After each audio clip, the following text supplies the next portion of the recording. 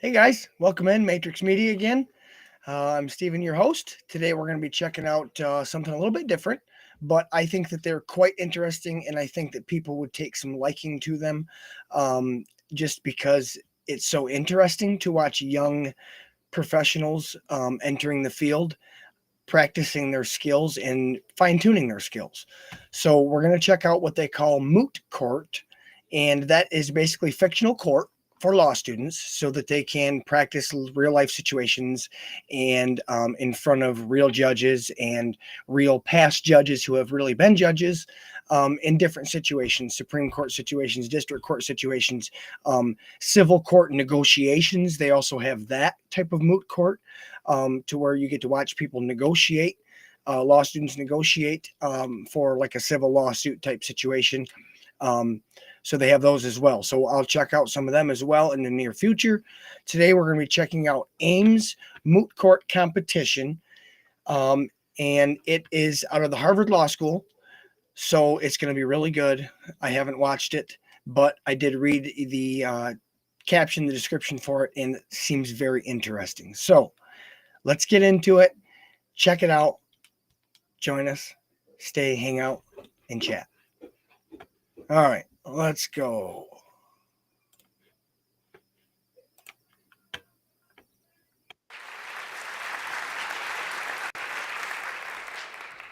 Presiding over this year's competition is the Honorable Ketanji Brown Jackson of the United States Supreme Court, the Honorable Joan Larsen of the United States Court of Appeals for the Sixth Circuit, and the Honorable Patti General. Presiding over this year's competition is the Honorable Ketanji Brown Jackson of the United States Supreme Court, the Honorable Joan Larsen of the United States Court of Appeals for the Sixth Circuit, and the Honorable Patti Saris of the District Court for Massachusetts. Our sincere thanks to our esteemed panelists for their participation tonight. We'd also like to thank our case writers, Joseph Pasamato and William Bergstrom, both Harvard Law School class of 2017. Tonight's case turns on the scope of the Second Amendment and who may claim rights and the government's ability to restrict those rights, consistent with the history of the Second Amendment. The two questions presented are, one, whether a non-citizen unlawfully present in the United States who has substantial ties to the country is part of the people with Second Amendment rights. Two, whether the government can disarm non-citizens unlawfully present in the United States, but with substantial ties to the community consistent with the history of the Second Amendment. A more detailed case description can be found in your program.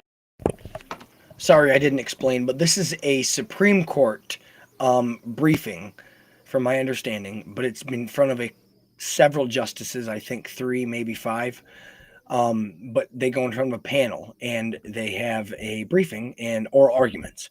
So that's what this is. Like I said, they have several different types. So this is the Supreme Court version. I'll now announce the teams. Representing the petitioner, the Honorable Justice Sandra Day O'Connor Memorial Team, we have, first, oralist Arvind Ashok, oralist Emily Malpass, Edward Ned Bless, Andrew Hayes, Richard Nierbos, and Daniel Wasserman.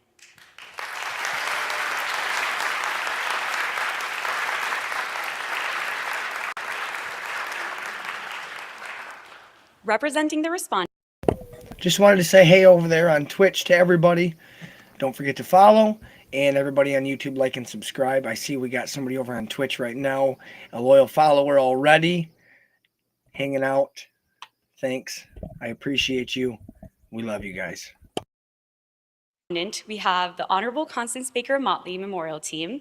We have Vishali Chaudhry, oralist, Sophia Quende, oralist, Andrew Kogut, Elle Bulabach, Alexandra Mack Taylor, and Alex Fredman.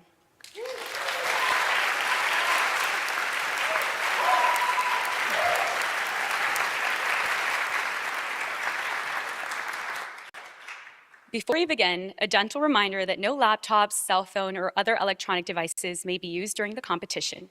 Please take this opportunity to confirm that you have silenced any electronic devices you might have with you. Please don't take photos during the competition, and please refrain from leaving the courtroom during arguments. Finally, following the announcements of awards, there will be a reception at the HLS Pub in Wasserstein Hall. Thank you very much and enjoy the competition. All rise.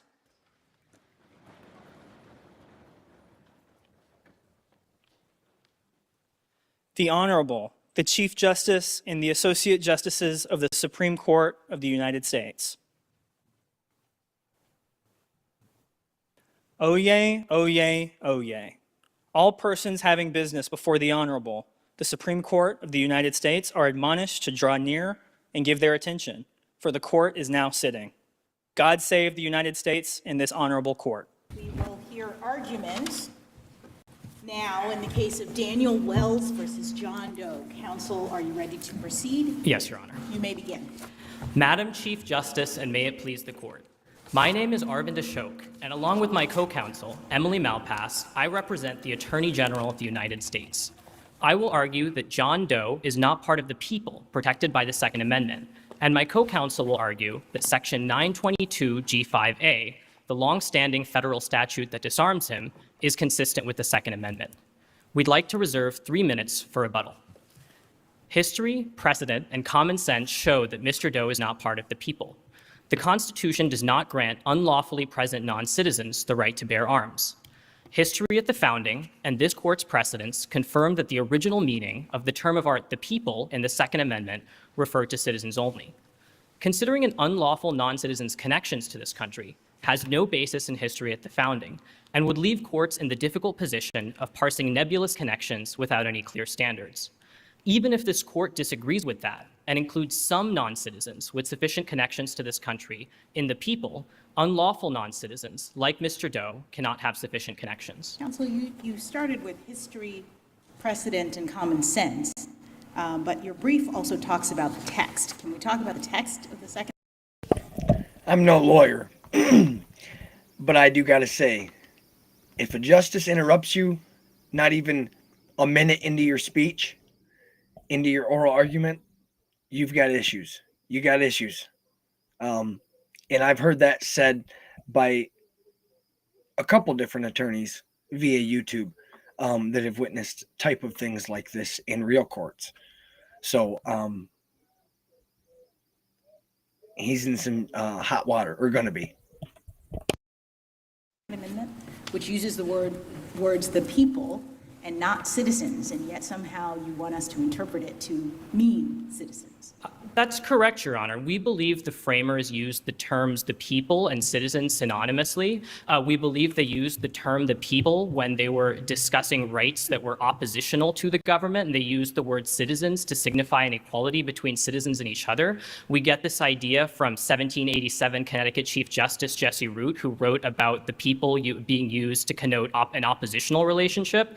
And we think that's evidenced by the fact that you see the people constantly throughout the Bill of Rights, but you don't see the word citizens. You see the word people in the Declaration of Independence. And then when you see the word citizens elsewhere in the original Constitution, it's to signify this equality. So for example, in the Privileges and Immunities Clause, the citizens of one state have equal privileges and immunities to the citizens. Has this court ever interpreted the people in that way? I mean, there are cases in which the Supreme Court has interpreted the people, and I don't recall that analysis factoring in. No, Your Honor, we don't believe this court has ever provided a definitive definition of the term the people. I will note that in Heller and this court's subsequent Second Amendment jurisprudence, the rights holders in the Second Amendment are always referred to as citizens. But if you're alluding to the Verdugo-Urquidez case, where the court did attempt a provisional definition of the people, we don't believe that definition is binding in any regard, and that's for a couple of reasons.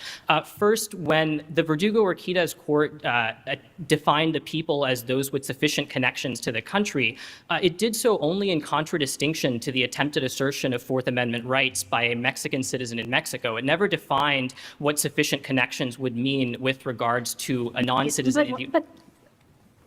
But counsel, didn't Heller cite the entire definition from Verdugo-Urquidez? So I'm not quite sure why you think that Verdugo-Urquidez would be limited just to a Fourth Amendment context. We used it in the Second Amendment. Heller did cite Verdugo-Urquidez, Your Honor, but if we look to the context of Heller, we see that it cited that language from Verdugo-Urquidez for a narrow purpose. Heller is trying to prove that when the Second Amendment says the term the people, it's referring to an individual right, not just one that can be exercised in the context of a militia. So it pulls this evidence from the Fourth Amendment context and says that the people is a term of art that signifies an individual right and all these other rights that mention the term the people. However, we don't believe that Heller lifted this language about the people referring to those with sufficient connections. In fact, as I was just mentioning to Justice Jackson, when Heller refers to the rights holders of the Second Amendment, it's consistent about the fact that those rights holders are citizens, and subsequent Second Amendment precedent, McDonald, Bruin, Rahimi, all continue this reference to citizens. One of the things I was worried is if you did it, if you defined the people the way you just described it, what does that do to the other amendments in the Constitution? In other words, the people shows up in the First Amendment, Second Amendment, Fourth Amendment, Ninth Amendment, et cetera. And there's a clear distinction between that and citizens, as you say, in the main body of the Constitution. So if we defined it as narrowly as citizens, how does that affect the rest of the constitutional analysis? So it's true, Your Honor, that all of those other amendments mention the term the people. However, we don't believe a ruling in this Second Amendment case would bind future considerations of the First and Fourth Amendment.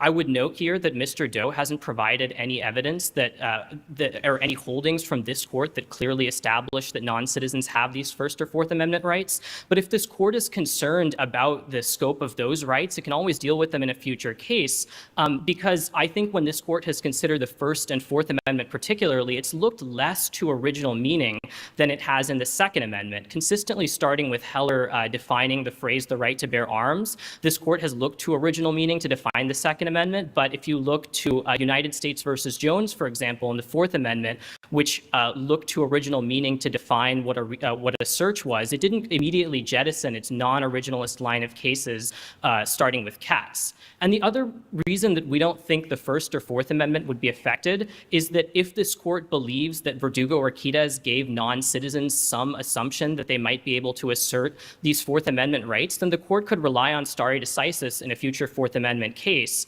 and hold that they have those rights. However, here in the second... Wouldn't that be odd? You want us to read the word the people to mean different things in different places. Can you give me an example of a place in the Constitution where we have read the same word to mean different things?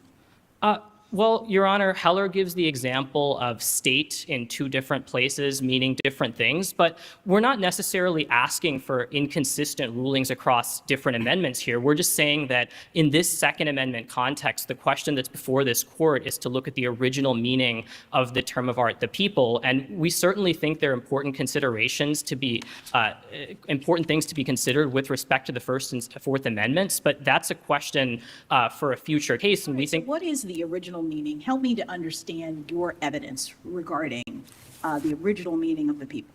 So we give you founding era evidence that suggests that the framers understood the term of art, the people, to be synonymous with citizens. And the piece of evidence that I would particularly point you to here is the 1787 North Carolina High Court case, Beard versus Singleton. The North Carolina High Court interpreted a right in the North Carolina state constitution of, quote, the people to receive a jury trial with respect to their property transactions. And the North Carolina High Court said that citizens but not aliens could assert this right. We think this is the best piece of evidence that either side has provided here because it's speaking to the use of the people as a term of art rather than the colloquial definitions that Mr. Doe provides on pages 17 and 18 of his brief.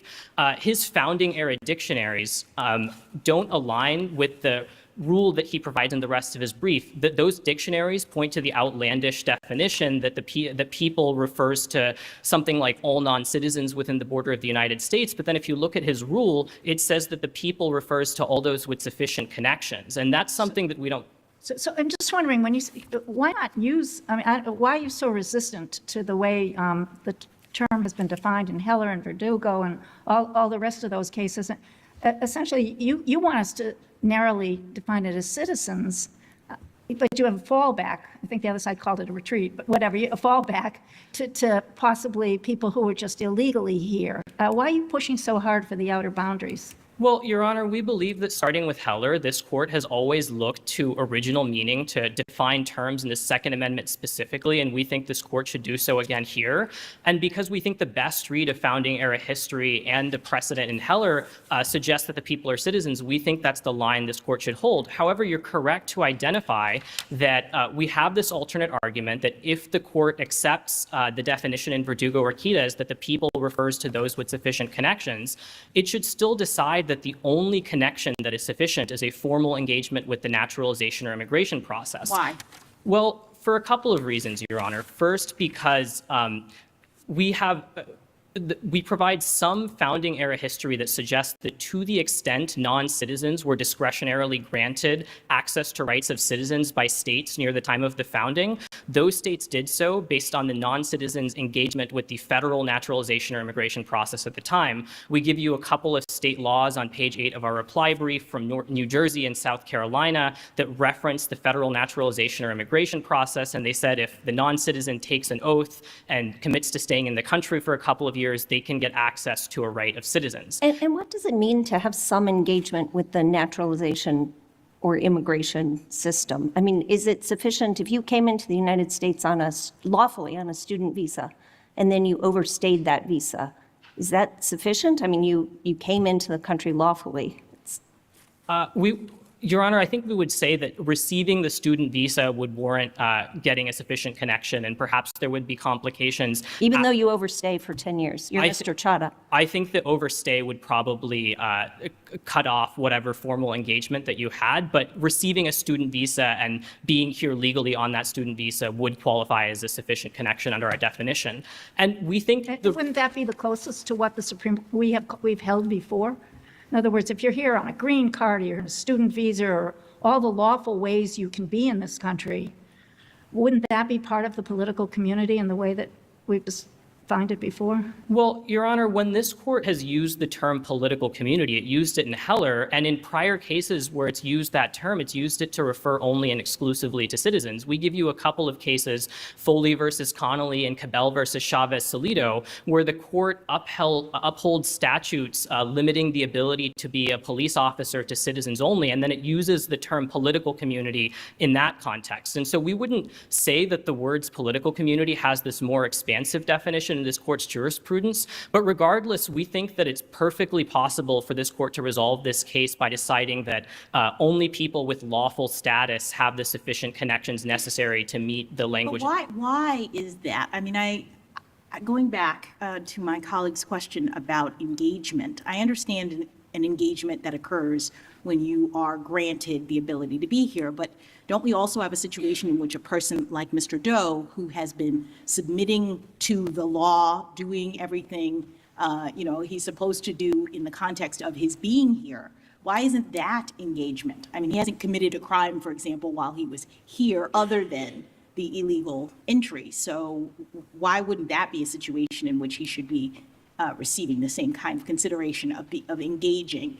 Well, it's certainly true, Your Honor, that Mr. Doe might have subjectively engaged with the country in some sense, but we think that this court needs an administrable rule by which to define sufficient connections. When lower courts have attempted to define what a sufficient connection is, they've yielded wildly inconsistent results, and so we believe conditioning sufficient connections on some form of formal engagement with the immigration process is the only way to resolve that inconsistency. And just to give you an example here, if you look at Mr. Doe's brief, he points to 3 different lower court cases that are supposed to define what a sufficient connection is, but all 3 lower court cases are incompatible with each other and point to a different definition. He gives you one. Isn't that just the nature of a standard? I mean, we have different fact scenarios, and we have a standard, for example, that you have to have engagement, sufficient connections, and different courts are going to look at it differently. I think that's just a function of the way the law works, right?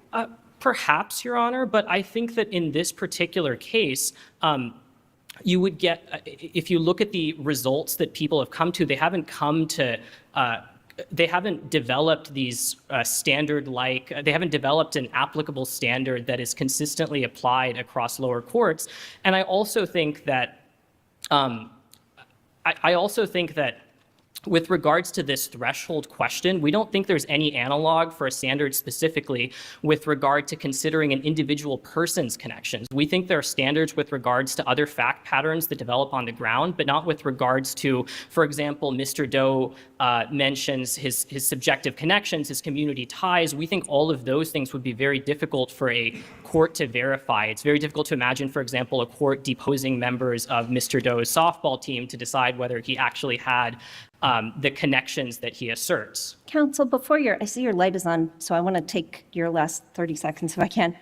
You say the people is equated with citizens, and that's in contradistinction to persons, correct? So That's you do correct. think that aliens could have some rights when they're attached to being persons, right? But I'm wondering about how this is going to work with respect to state laws. So the Second Amendment in McDonald, we incorporated through the Due Process Clause of the 14th Amendment, and that is attached to persons. Persons have 14th Amendment rights. So is the standard you're arguing for going to be inconsistent between the federal government and the states? No, Your Honor. I believe that when this court has incorporated amendments, it's generally kept the scope of those amendments consistent. Well, it has, but textually, how are we going to ground that if we've said that the 14th Amendment Due Process Clause, which attaches to persons, is the right home for incorporation? Well, I believe McDonald itself provides us some clue as to how this inquiry would work, because McDonald says that one of the reasons it incorporates the Second Amendment in the first place is that it says that it's an essential right because once the 14th Amendment passed, newly freed Black people were guaranteed the rights of citizens to bear arms, and it cites evidence that suggests that because it was a right of citizens, that's why the right was essential. And so I certainly think that just due to the nature of the right itself, it would inherit to citizens particularly. And I would also point out that Justice Thomas's concurrence incorporates it through the Privileges and Immunities Clause. And I think, may I briefly finish the answer, Your Honor? Yes. I think that to the extent that the Privileges and Immunities Clause is the fifth vote there, I think that the citizens line would be the one that this court takes. For the foregoing reasons, Your Honor, we respectfully request that this court reverse. Thank you.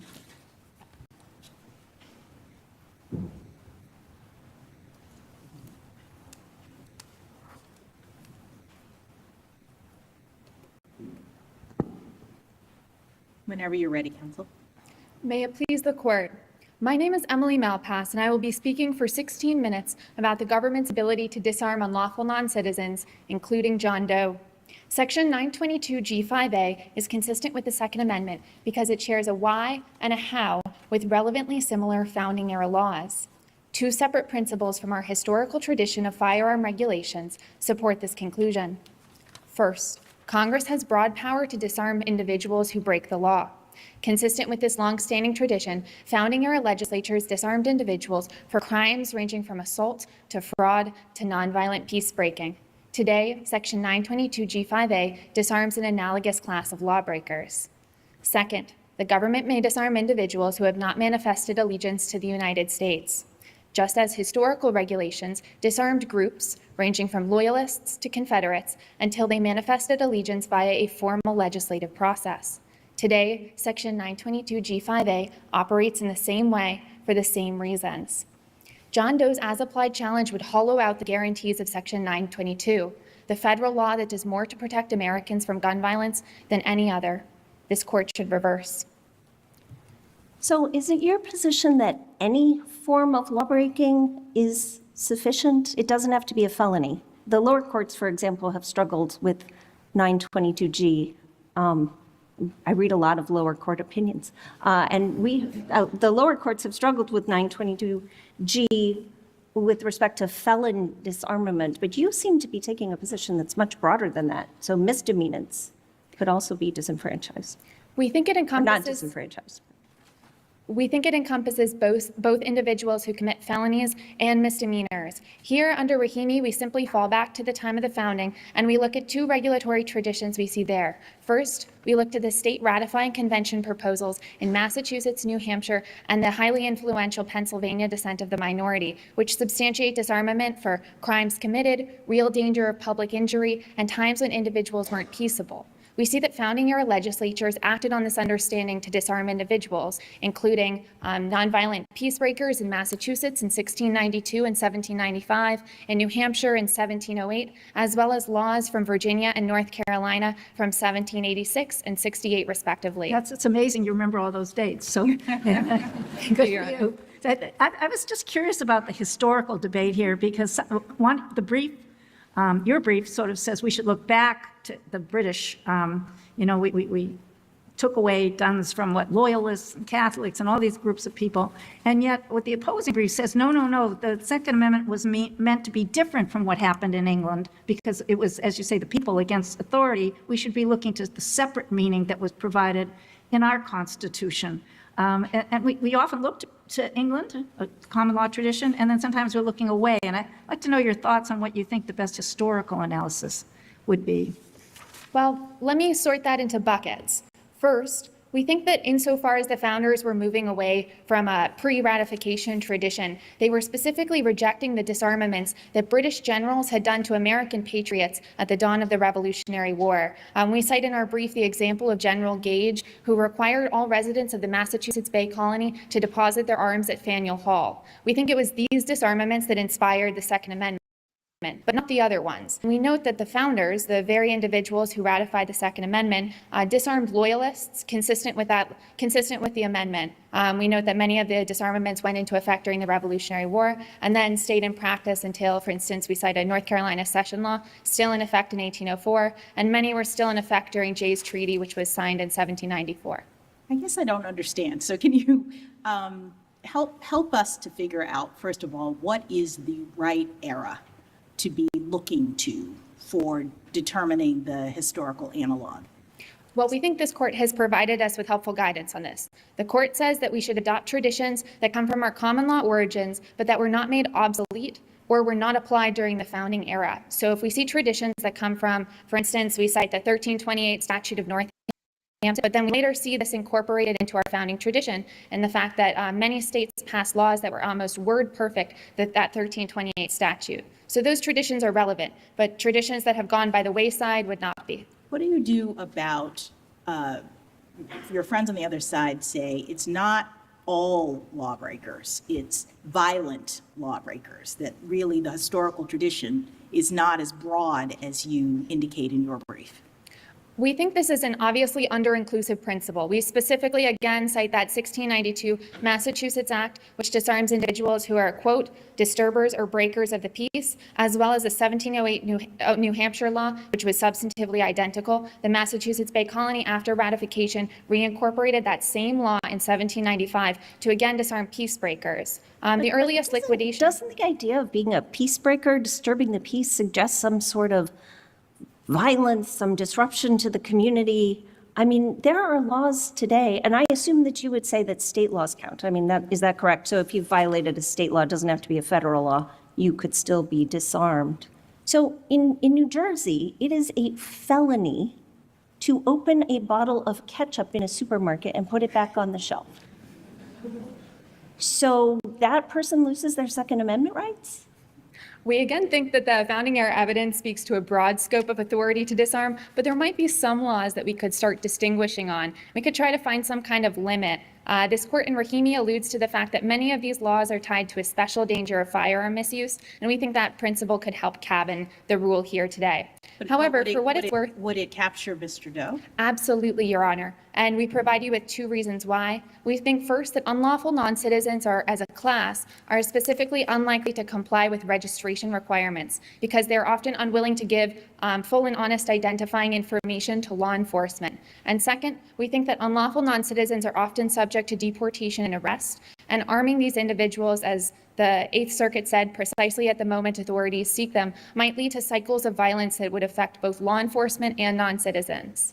Since the government has to prove beyond a reasonable doubt that the person knew they were violating the law, you couldn't have that flexible, as you said, well, maybe ketchup wouldn't be enough. So essentially, you're urging us, as I understand it, for some sort of categorical no people who are illegally here. That's what you're looking for.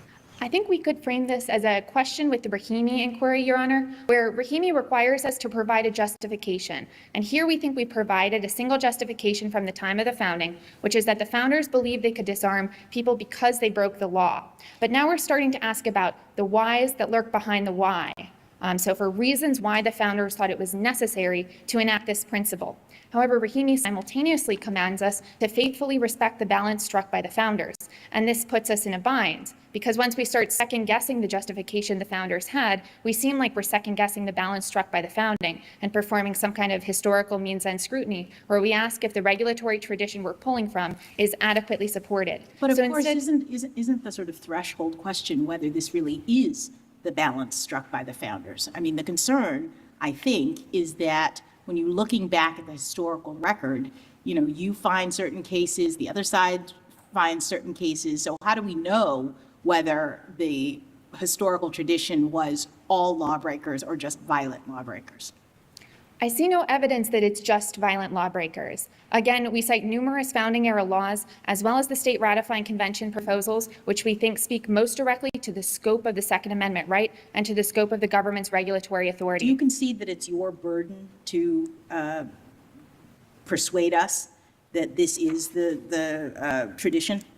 We think we carry a burden of persuasion in this case, but we also think that Heller in dicta states that laws like this one are presumptively lawful, which means Mr. Doe needs to take you slightly more than halfway. He needs to get you to 50% and a feather to show that this law isn't constitutional. But if he doesn't... Is that how you read Heller? I mean, I've been struggling with how the burdens work in a situation like this, where it seems like Bruin says the burden is on you to at once, assuming that Mr. Doe is covered by the Second Amendment, which was the first part of this argument, the burden is on you then to show that there's a historical analog. So I'm not quite sure I even understand how Heller is sort of preserving some kind of a burden for Mr. Doe in this situation. We think that Bruin is dealing with a different type of law. Heller enumerates a set of categories of laws that have this presumption of lawfulness, and it specifically lists 922G1 and 922G4. We think it would make little sense if that presumption didn't roll over the period into 922G5. But both Rahimi and Bruin dealt with categories of laws that don't enjoy this presumption of constitutionality from Heller's dicta. And so we think that the burden is different today. For what it's worth, we think it's just a presumption of lawfulness. So if you walk away from this oral argument and you feel like both sides have made good points, the history is messy and difficult to parse, then we think that Mr. Doe hasn't carried his burden of getting you over that halfway mark.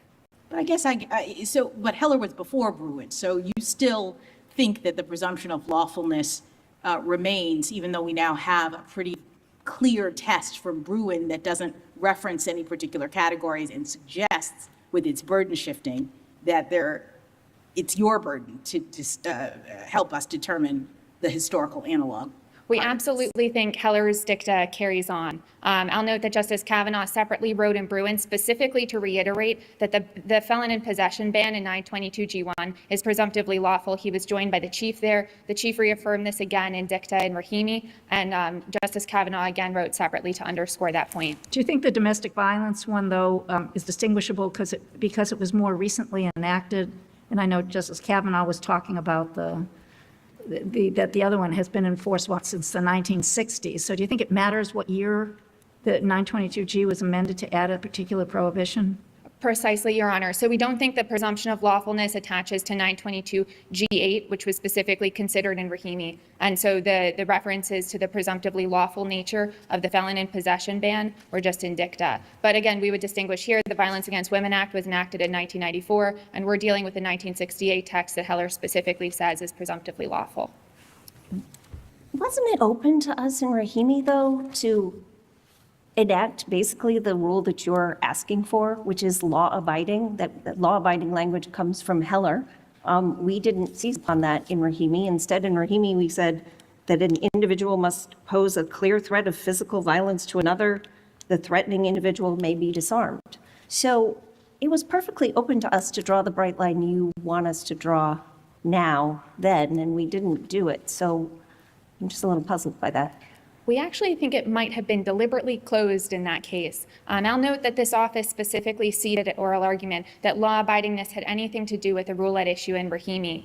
There, the government pushed for a rule that's based in civic virtue and again steeped in founding-era evidence. But this office specifically did not say that the underlying lawlessness of Mr. Rahimi's action should have led to his disarmament. But we now endorse that principle today because we think that under the Rahimi test, it becomes much easier to generalize from a suite of founding-era evidence exactly this kind of principle. And we think, again, Rahimi has given us valuable advice about construing that principle at the correct level of generality. So we've gone as narrow as we can go, and we've refrained from inquiring into the reasons why the founders might have struck the balance that they did. Instead, we simply think, looking at the founding-era evidence, there are laws that disarm individuals who are nonviolent misdemeanants. Mr. Doe is a nonviolent misdemeanant, and the government would like to disarm him today. How do you respond to respondents' suggestion that as a historical matter, every male was required to be armed as part of their militia duties, whether they had been previously convicted of criminal behavior or not? So lawful behavior was not an impediment to arming men in the historical times. I'm not sure we find much evidence to substantiate that proposition, other than, I believe, a secondary source they cite for that. Instead, we think that if an individual committed a crime at the time of the founding, it was taken very seriously.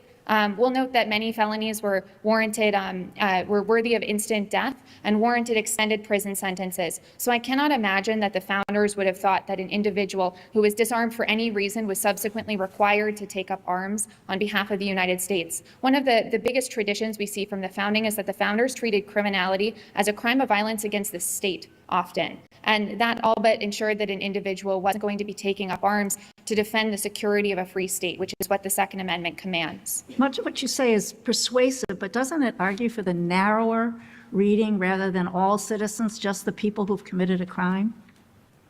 Could you clarify that for me? I'm not sure. In other words, if you go broadly with what your fellow counsel urged, all citizens, all non-citizens, even if they were legally here, can be captured under this provision. Wouldn't that, and you're focusing on committing a crime, which here would be unlawful entry, wouldn't that argue for the narrowest possible reading of this in order to support historical tradition that they've actually committed a crime rather than someone who is just here because they got a green card? Well, so green card holders aren't subject to 922G5A's bar. Instead, under 922G5B, they're presumptively able to carry firearms. Under your definition, though, that it could push farther. In other words, Congress could change the statute and push out to the limit of anybody who wasn't a citizen. Isn't that where it would go? Under our primary case, we think that's absolutely contemplated by the founding-era evidence. But since 1968, the government has extended the discretionary ability to non-citizens, including lawful permanent residents and visa holders, to carry a gun. The question you should be asking is whether we must include something like 922G5B or whether we may do it. And that's the only difference between our primary and our concessive case. For the foregoing reasons, we respectfully ask that this court reverse. Thank you.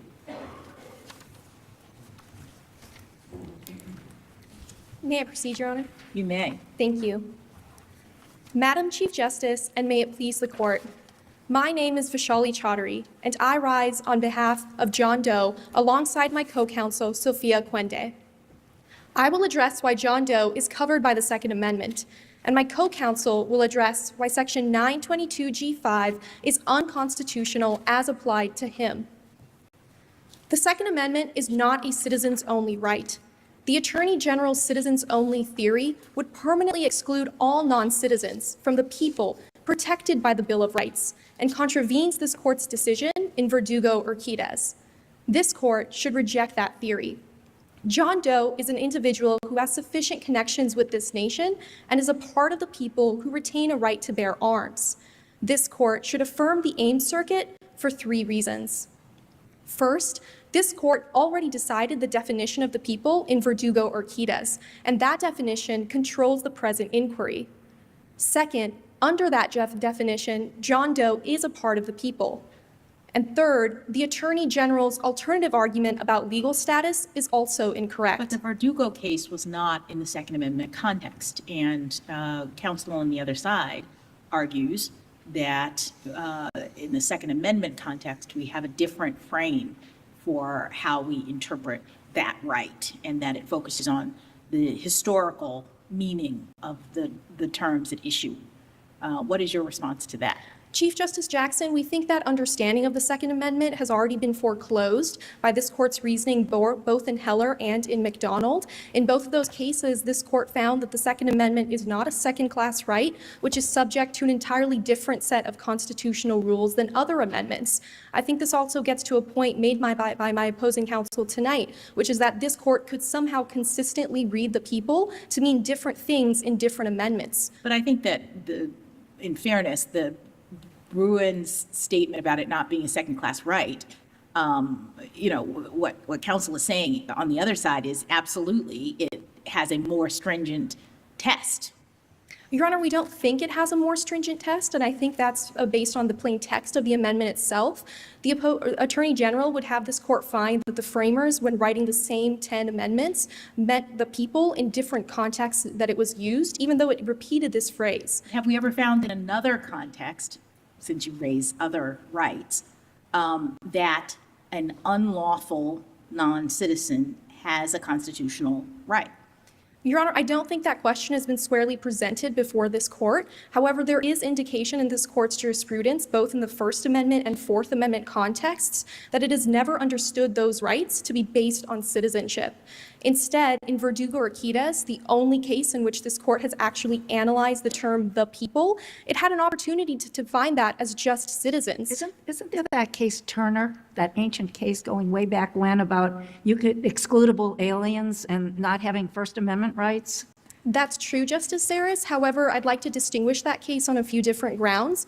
First, that the Attorney General reads into the language in that case. However, that case is a case in which the individual had only been in the nation for 10 days and had explicitly argued for the overthrow of the government. And so in any case, he would not have had sufficient connections with the nation. And second, that 50 years after that case, this court held or commented in Bridges versus Wixon that, quote, freedom of the press and of speech is accorded to aliens residing within this nation. And I think that follows in the Fourth Amendment context as well in Verdugo-Urquidez. But I know it's part of your sort of parade of horribles that aliens would lose their First Amendment rights, but that's not clear to me. I mean, they might lose the rights of petition and assembly, right? But they wouldn't lose speech and religion because that's not attached at all to persons. It just says Congress shall make no law, right? So in petition and assembly, aren't those just political rights anyway? Your Honor, we have a few different responses. First, that I don't think this court has treated those rights differently based on the use of the word "the people." And second, that history does not show that any of those rights or any non-citizens were denied of those rights altogether. Instead, what history and the founding era generation believed was that these rights were not based on citizenship. And this gets me back to what this court laid down in Verdugo-Urquidez itself. Are you saying that assembly and petition were not based on citizenship? Because I see. So that's where you're going. But what case do you have to support that? I mean, you've been talking about speech, but what about assembly and petition? Your Honor, I don't think assembly and petition in particular have been a focus or a presented question in any of the cases before this court. However, I do believe there is historical evidence that even non-citizens petitioned the government. This gets me back to this court's own... Well, they can petition all they want, but since they don't have a right to vote, I don't know how much good it's going to do them, right? So doesn't that support the other side's argument that there's a link between political community and these rights that are attached to the people? No, Your Honor. I think the political community language from Heller, first of all, did not supersede or change this court's definition in Verdugo-Urquidez. And second, the Attorney General cites a multitude of different cases discussing that term, but none of those cases were cited by this court in Heller. Instead, right after this court used the phrase political community in Heller, it immediately cited Verdugo-Urquidez and recited the entire definition in full. You talk about what is cited in Heller. I mean, in Heller, Bruin, and Rahimi, the Supreme Court uses the word citizen, dozens of times. So I think you have a little bit of an uphill battle in persuading us that citizen is not what is meant when we're talking about the Second Amendment in particular. Well, Chief Justice Jackson, although they use the word citizen, I think that was to describe the litigants in those cases, because in all of those cases, the litigants themselves were citizens. And what this court itself noted in Rahimi is that the language on law-abiding citizens or responsible citizens was used to describe those who uncontestably had this right, not to define the entire scope of the right. And again, in none of those cases was the question presented of whether or not the individual was a part of the people. Rather, the only case in which that question was presented was Verdugo-Urquidez, and that is the definition that controls the present inquiry. Didn't Heller sort of cut back on that a little bit? In other words, the original Verdugo-Urquidez says political community or substantial connection, right? It's Yes, Your Honor. two-part. And Heller talks about political community. And if we stuck with the more recent, the Heller Yes, Your Honor. definition, wouldn't you read into that some sort of connection beyond being physically present in the country, even for a long time? Your Honor, I don't think it changes the definition in terms of looking at sufficient connections. There, the court was not even clear on whether or not political community meant anything different from the definition, and I think it would still matter whether or not an individual is integrated in United States society. That gets back actually to the original meaning of the term the people. For example, we do use the colloquial definition of people from dictionaries at the time. However, that is indicative of what the framers understood that term to mean when they used it in the amendments themselves.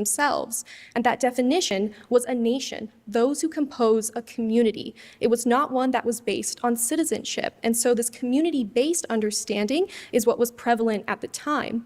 Additionally, there's also evidence that the principal drafter of the Bill of Rights himself, James Madison, did not think that these rights rested solely on citizenship. Rather, after the passage of the Alien and Seditions Acts, James Madison explicitly said that aliens should be afforded the advantages of the Bill of Rights as long as they remain within the country. If they wanted it that broadly, wouldn't they have used the word persons? Now, if you're trying to figure out that every single word, the people, citizens, persons, they're all used in the Bill of Rights. If they wanted to go that broadly, wouldn't you use the word persons?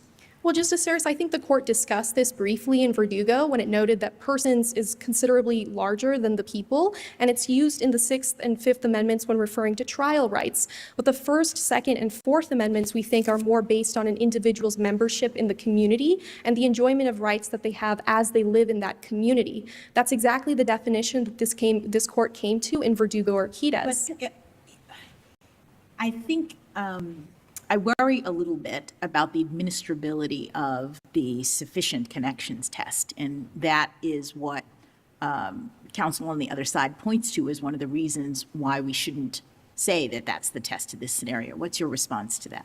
Well, Your Honor, that gets me to my second point about why John Doe is a part of people and the application of this test. As you noted in the opposing counsel's argument, that is the nature of a standard. It affords discretion to courts in order to be flexible when determining constitutional rights.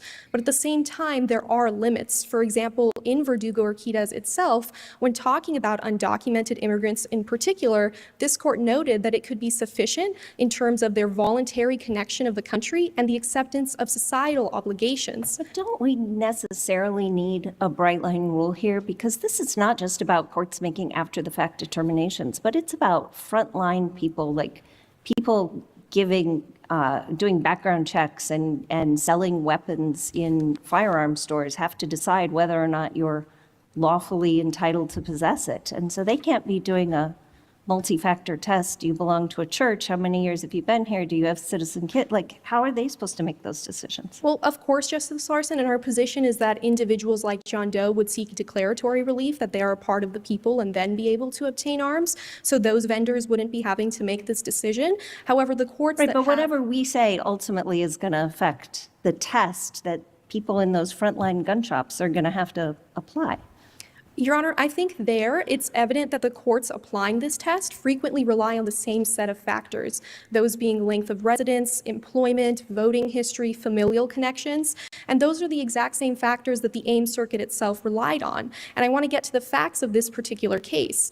The only crime John Doe has ever committed was the nonviolent misdemeanor of illegally entering this country. But since then, he has demonstrated a commitment and to create an identity for himself in the United States. He has lived here for 12 years. He has since started a family, is a father to 2 American-born children, is an active member of civic activities within his community, and has even lawfully voted in the city of Ames for the past 8 years.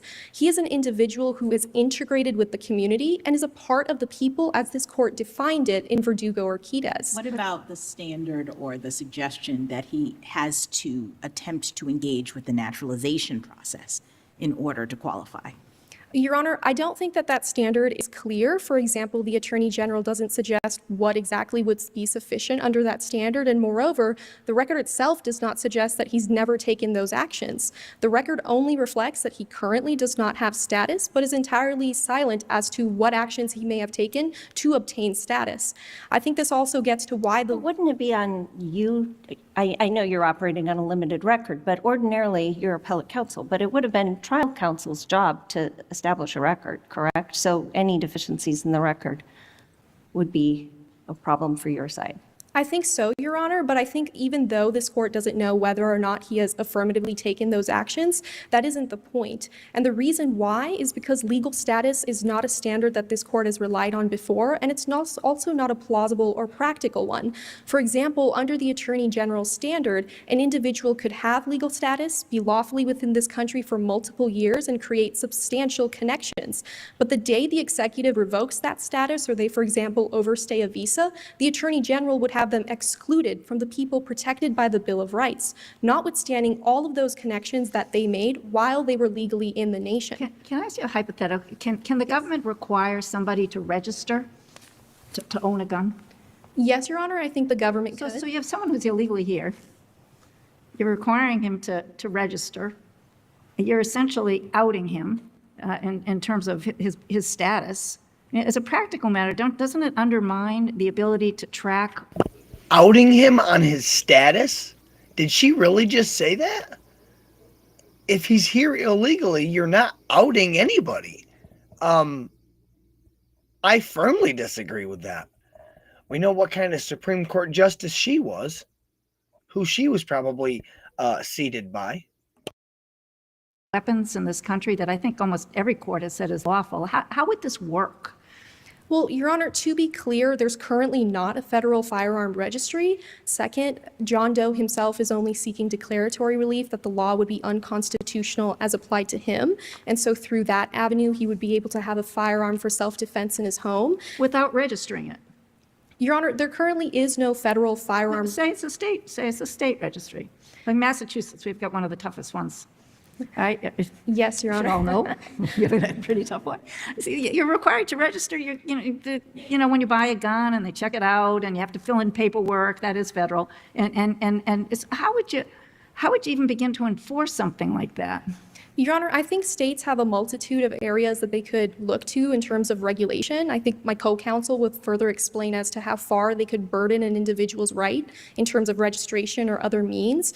But as to the question of whether or not he's a part of the people, I don't think that the state's potential difficulty in regulating this could exclude him from exercising a fundamental and protected right.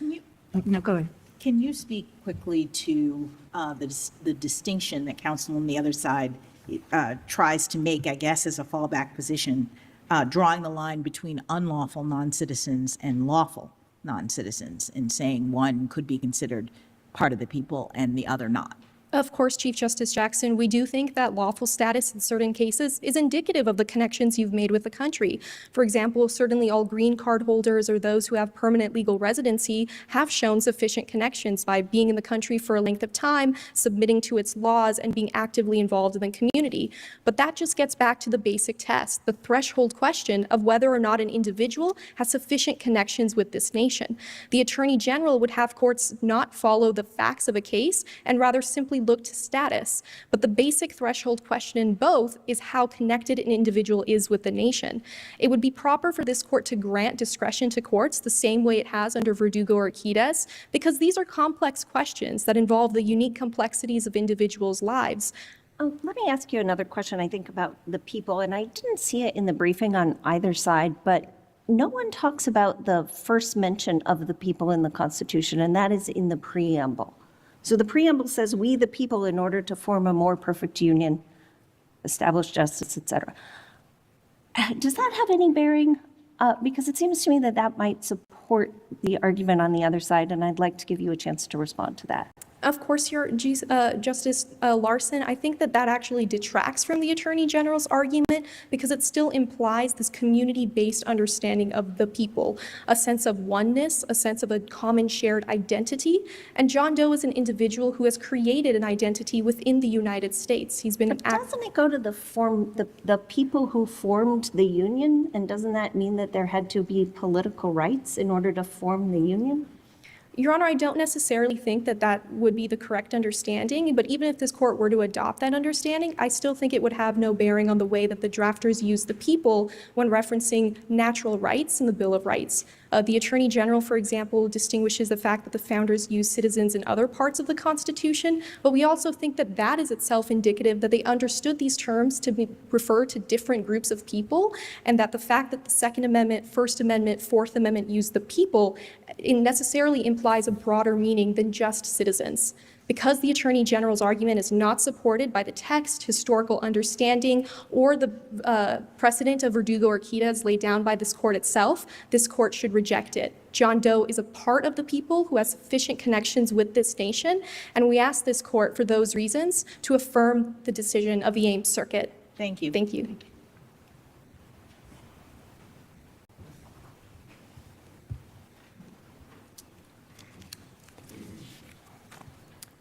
Madam Chief Justice, and may it please the court. I am Sophia Kwende, representing John Doe. At its heart, this case is about a father seeking to keep a handgun in his house to protect his children due to a rise in home breakings.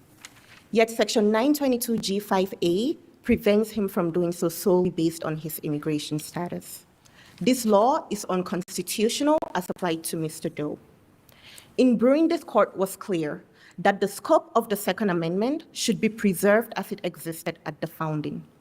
The Attorney General's overgeneralization of historical principles will permit legislatures to disarm anyone they choose, effectively nullifying the Second Amendment. The Second Amendment is not a second-class right. It demands more than the Attorney General provides today. As a threshold matter, the burden is on the Attorney General to demonstrate the constitutionality of Section 922G5A. In Bruin and Rahimi, this court was clear. When the government regulates arms-bearing conduct, it bears the burden to demonstrate the constitutionality of its regulation. But counsel on the other side mentioned that there is a presumption of constitutionality or lawfulness with respect to certain kinds of regulations, and that this one falls into that category. What is your response to that? Your Honor, we disagree. The Attorney General's position is that dicta from Heller, decided more than a decade prior to the articulation of the Bruin standard, somehow carved out an exception to Bruin. Your Honor, this is not a plausible reading of the standard.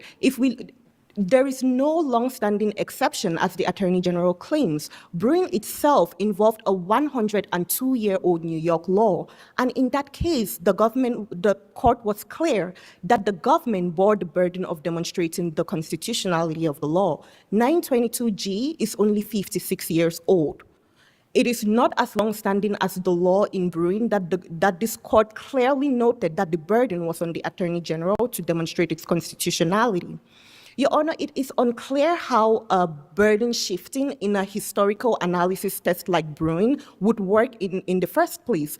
Petitioners would simply, or challengers of the law would simply say there is no law supporting this law, and it would still be on the government or whoever is trying to regulate to demonstrate that there exists a law. So as a practical matter, it will have no... So your point is that as a practical matter, Bruin departed from Heller's language. I mean, the standards that she's talking about, or the presumption is in Heller, that there are a certain category of these kinds of prohibitions that are presumptively okay. And you're just saying that that no longer is the case post-Bruin. Yes, Your Honor. Our position is that that is not the case, except for the provisions that were specifically mentioned in Bruin, that maybe that might be the case for those, but we don't take a strong position one way or the other. It's possible that it might not be. Your Honor, the reason why here the government has failed to meet its burden, and the reason why it's because it has overgeneralized the principle so much that it would water down the Second Amendment right. Well, let's talk about that, because you mentioned in your opening statement that the government can disarm anyone they choose.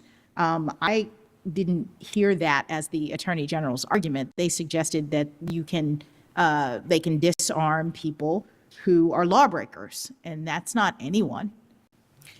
Your Honor, the Attorney General's principle is that anybody who commits any crime whatsoever may be permanently disarmed. There are tens of thousands of civil and criminal laws. So by breaking any civil law, anyone can be disarmed. Speeding on the sidewalk is a crime in some states. They aren't talking about civil infractions. They're only talking about criminal violations. Your Honor, but they didn't limit their position to criminal violations. They said all laws. Civil laws are part of these laws that seem to be included in the Attorney General's. Suppose if we were to draw a line, why would it be wrong to say that everybody who violated a law, i.e. illegally being here, can't have a weapon? Your Honor, because that is inconsistent with our nation's regulatory tradition. Bruin requires us to examine the why of historical laws and the why of modern-day regulations and make sure that there are a close fit. All of the laws cited by the Attorney General involve a direct threat of violence. The offenses themselves involve a threat of violence. If we look to the 1692 Massachusetts statute cited by the Attorney General, this court, examining that same statute in Bruin, noted that it codified the common law offense of going armed to terrorize the people. The Attorney General claims that there is some sort of nonviolent peace breaking, but as then Judge Barrett noted in her dissent in Cantor v. Barr, peace breaking involved an element of violence. It wasn't meant to target nonviolent offenders. Failing to provide any such laws, the Attorney General relies on state ratifying conventions that were rejected. They didn't even make their way into the Constitution. The Massachusetts Convention, which the Attorney General cited, referred to peaceable citizens, but peaceable itself did not mean non-law breaking. It meant free from tumult, free from revolt, free, non-bloody, non-violent. There is no indication that peaceable meant non-law breaking. If we look even to the Pennsylvania proposal, the Attorney General claims that because Heller said it was highly influential, it matters more to the understanding of this right. But Heller said the Pennsylvania proposal was influential for the language of the proposal that actually made its way into the Second Amendment, which was the people. And Heller said that in the context of whether the Second Amendment was a collective or individual right. The crimes committed that is referenced in the Pennsylvania proposal had only been interpreted in that proposal to include crimes like insurrection, which included an actual threat of violence. As then Judge Barrett in Cantor v. Barr noted, nobody else has ever interpreted crimes committed to mean every crime that could possibly be committed. But why not this crime? I mean, this crime is continuing. It's not a one-time thing. As long as he remains in the country unlawfully, he has broken the law and continues to do so. Your Honor, because law breaking isn't the principle to draw from this analogy. The question is, why was the law breaking? And if we look to the laws that the Attorney General provides, the 1692 Massachusetts statute, the 1795 Massachusetts statute, all of these are free laws, involve offenses themselves that include violence.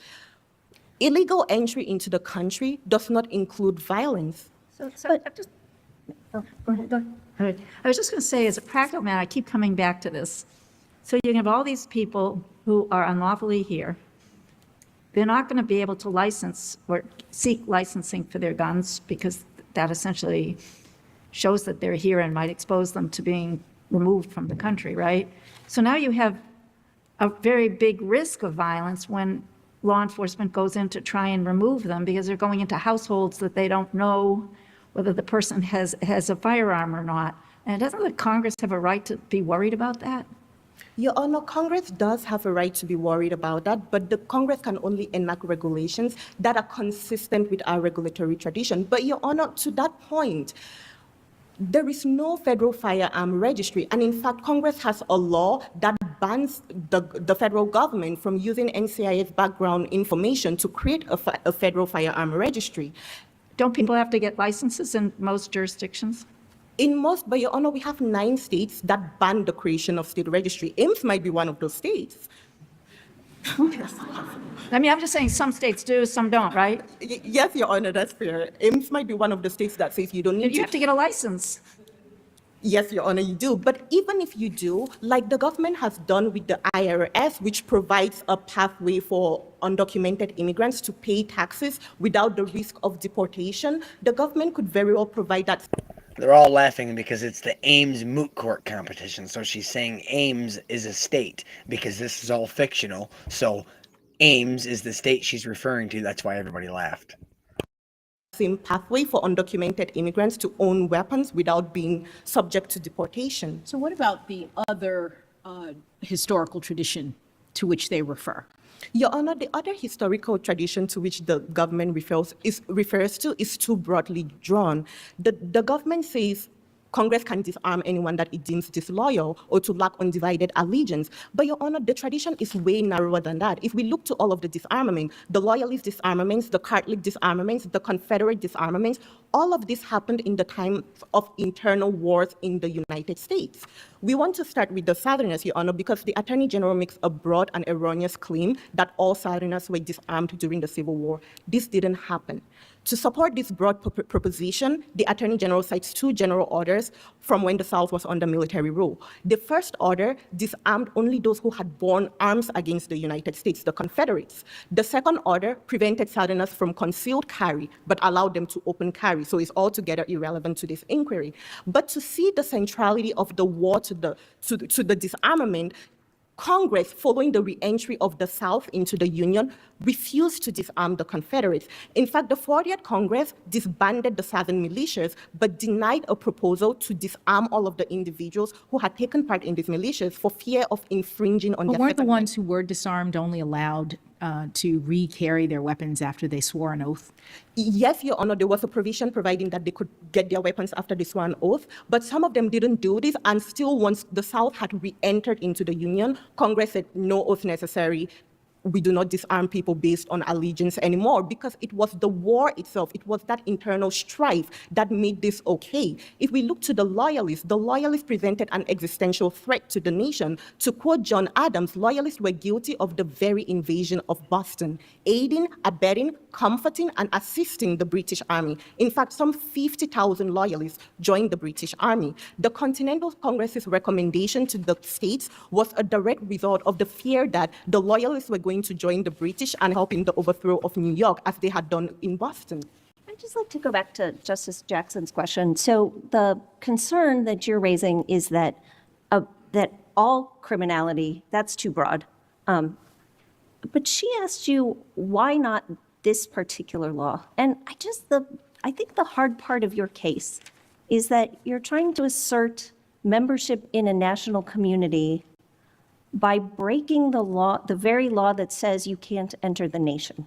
And that's just a tough sell. And so why isn't the answer this law in particular, even if it can't be all criminal laws, why isn't this the place where Congress is free to draw the line? Your Honor, because consistent with this court standard in Bruin and Rahimi, the question would be what is special about this kind of law breaking?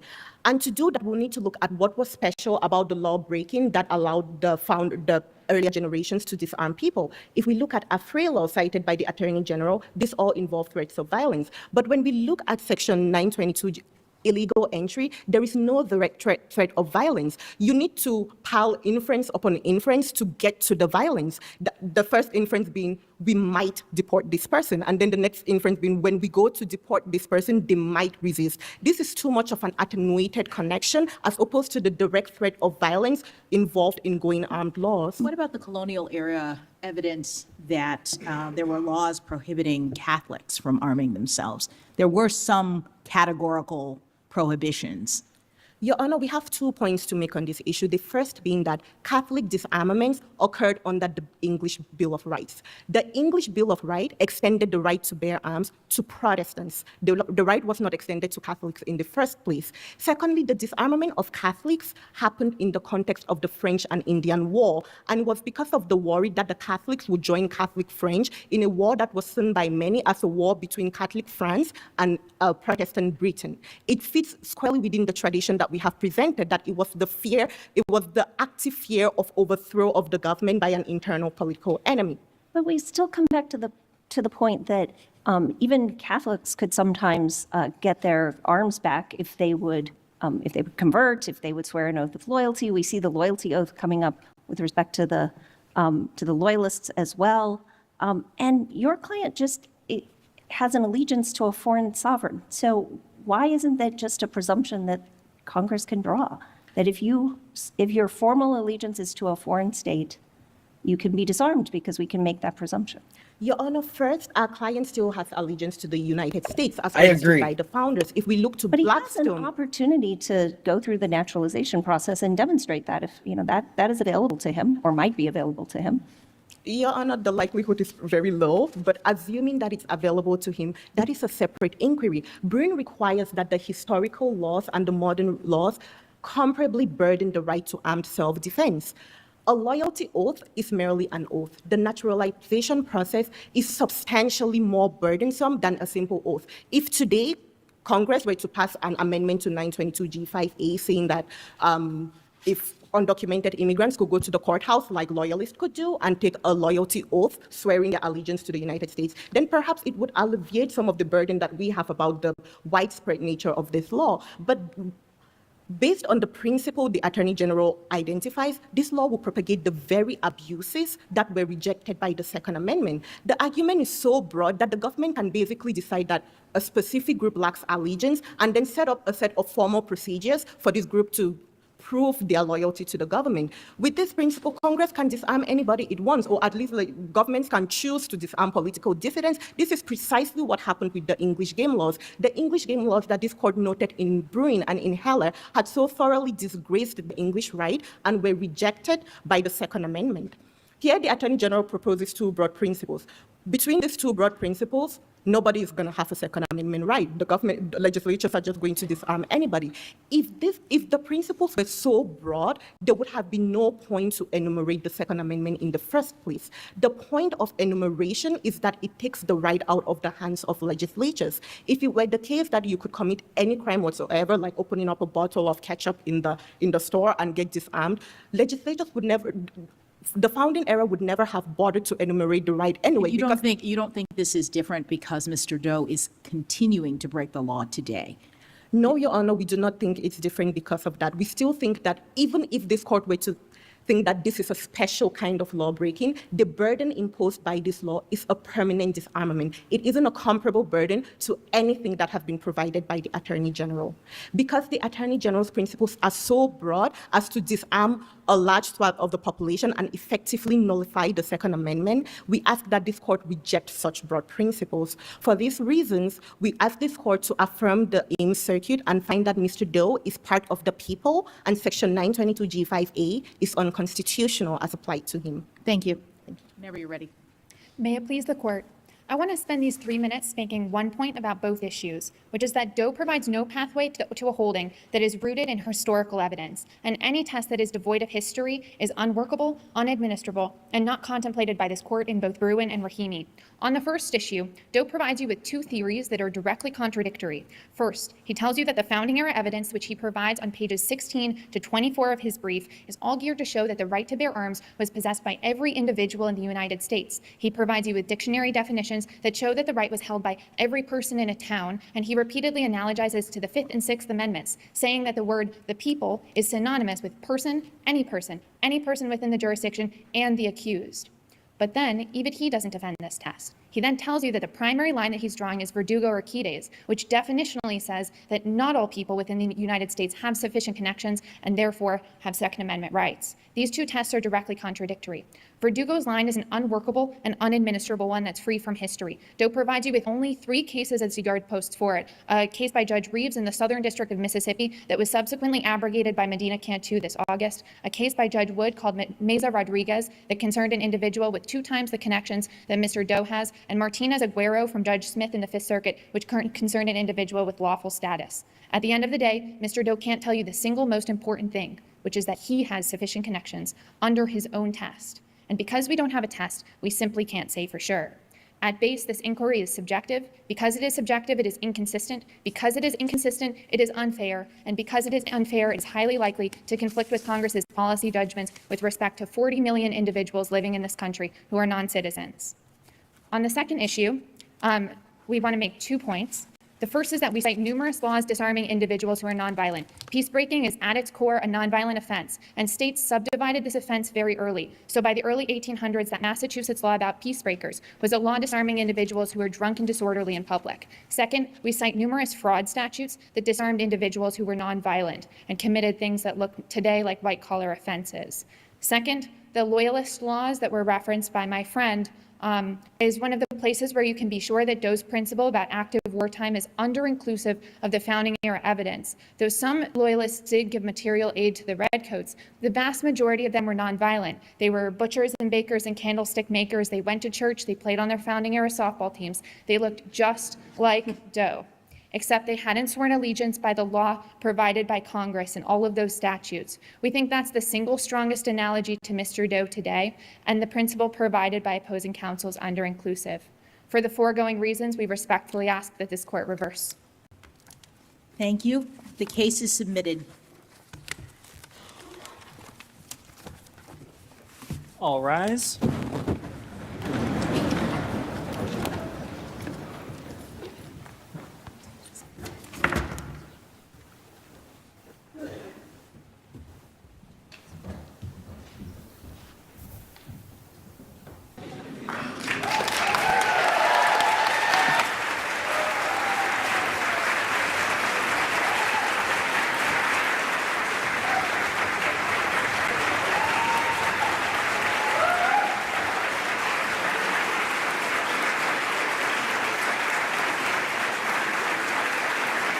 All rise.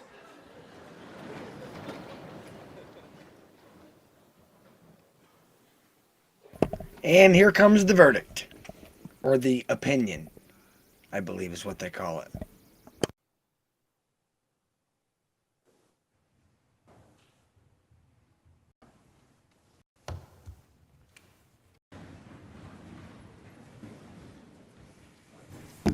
Well, this was an incredibly difficult decision. Each of us is going to take one of the categories to announce the winners.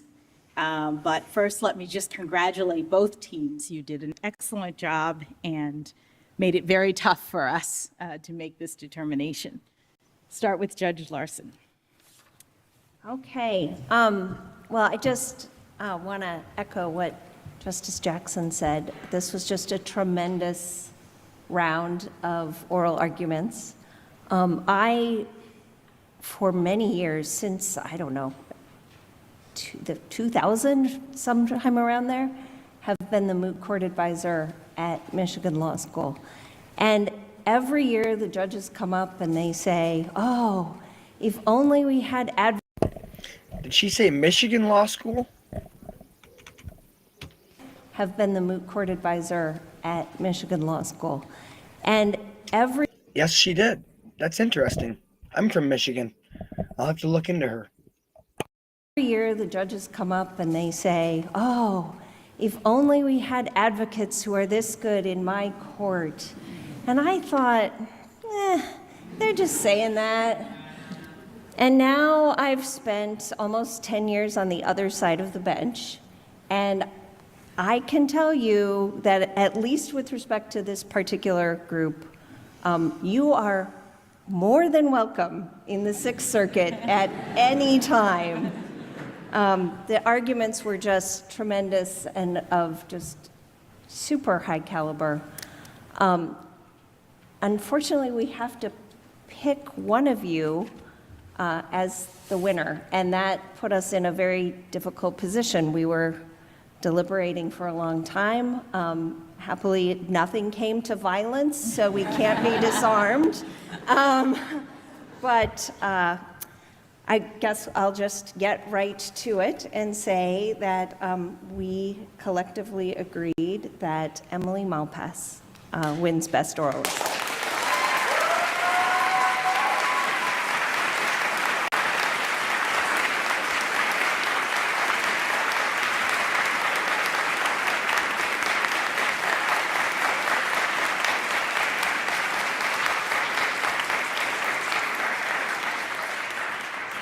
So I will announce the winner of Best Briefs, and let me say that both of the teams wrote briefs that were effective, were thoughtful, incisive. You used source material in a very interesting and important way, especially all of the historical evidence, which is sometimes tough to be able to deal with. And so both of you really had a wonderful set of arguments and presentations. Today, we will award unanimously Best Brief to the respondents.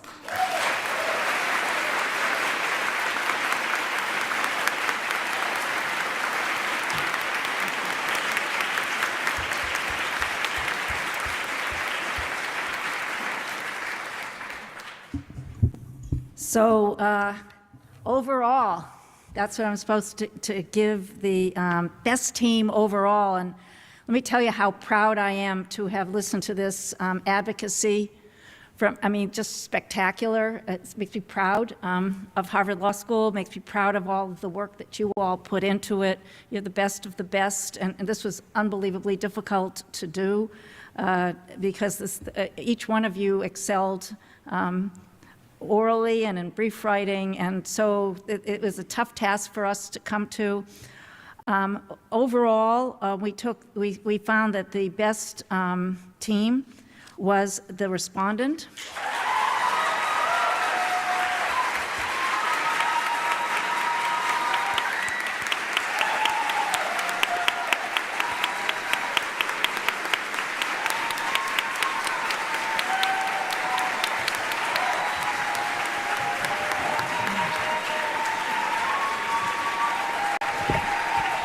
I said, Opa, Opa.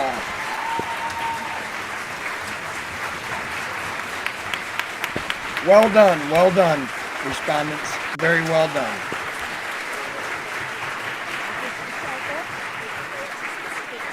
Yeah, So the Attorney General lost. whoa, standing O.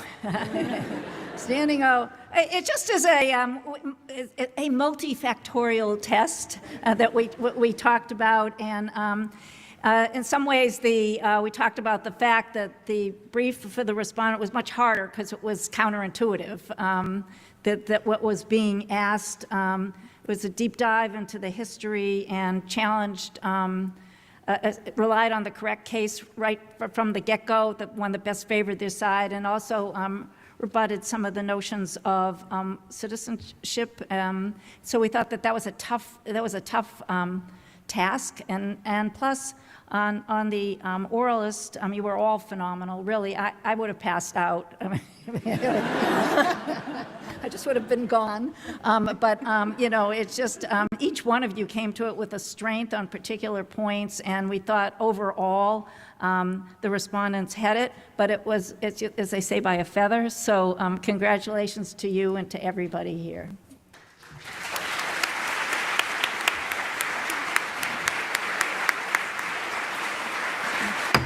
We are adjourned. All rise. And we are adjourned. Well. Everybody.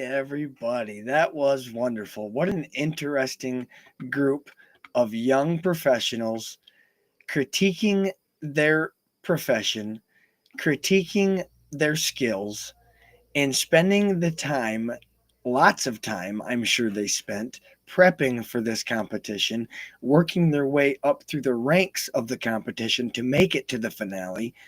And of course, you know, the dedication of the support and the people behind them, the justices up there that spend the time and dedication to supporting this organization and this Ames competition, moot court competition, the whole thing. I mean, it's just absolutely astonishing.